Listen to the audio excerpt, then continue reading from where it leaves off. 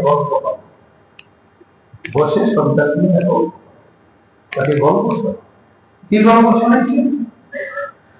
وَإِذْ قَالَ لُقْمَانُ لِابْنِهِ وَهُوَ يَعِظُهُ يَا بُنَيَّ لَا تُشْرِكْ بِاللَّهِ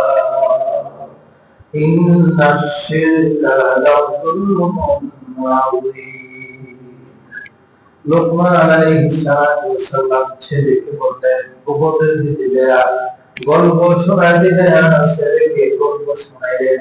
গল্পের মাঝে উপদেশ দিয়ে দিলেন গল্পের মাঝে উপদেশ দিলেন ইয়া বুনাইয়া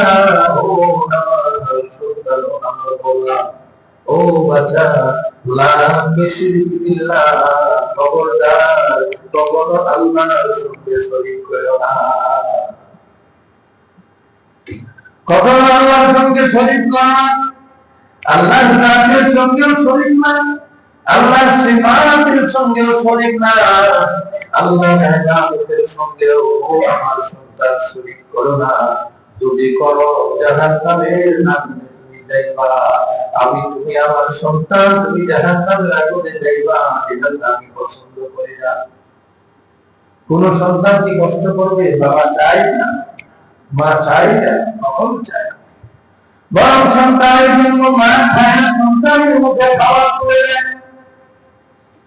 এমন হাজার বাবা আছে বাবার গায়ে জামা ছেঁড়া বাবার গায়ে জামাটা কম দামি কিন্তু সন্তানকে তার চাহিদা মতো জামা কিনে দেয় দেয় কি দেয় না হ্যাঁ একেবারে গরিব ভিতরকে বুঝে না খাওয়ায় আল্লাহ আল্লাহ সকল বাবাদের কবর আল্লাহ জান্নাতের টুকরা বানিয়ে দিতে সকলই বলে আমিন ইন্না শিরকা লাযুলমুন আযীম ও আমার সন্তান শিরক হলো মহা অন্ধকার আঁধার শিরক যখন করবা সকল কিছু অন্ধকার হয়ে যাবে দুনিয়াতেও পথ পাইবা না আখিরাতেও তুমি পথ পাইবা না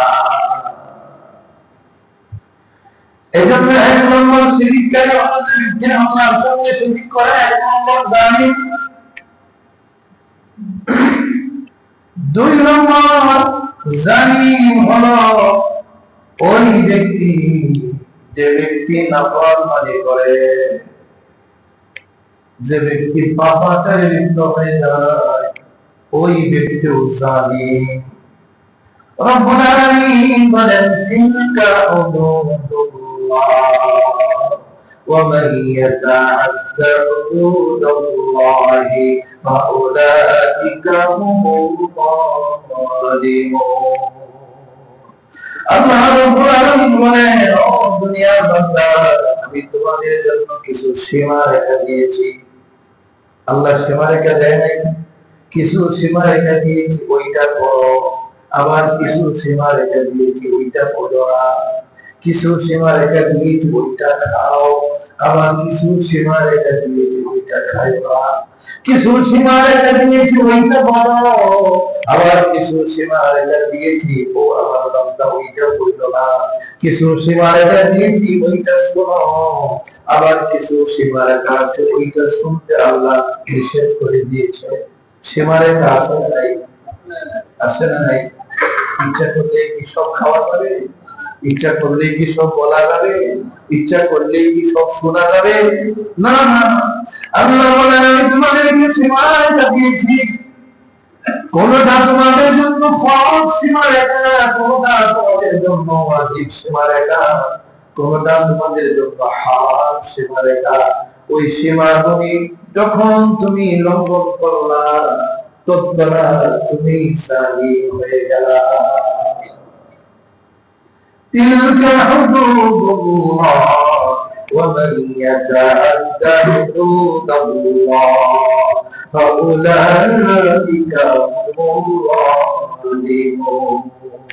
যেই আমি আল্লাহর সীমা অতিক্রম করলাম সেই তুমি জালিম হয়ে গেলা আমরা আল্লাহর সীমা অতিক্রম করি কি করি না ভাই বলেন অতিক্রম করি কি করি না আল্লাহ সীমা দিয়েছে নামাজ পড়ো রোজা রাখো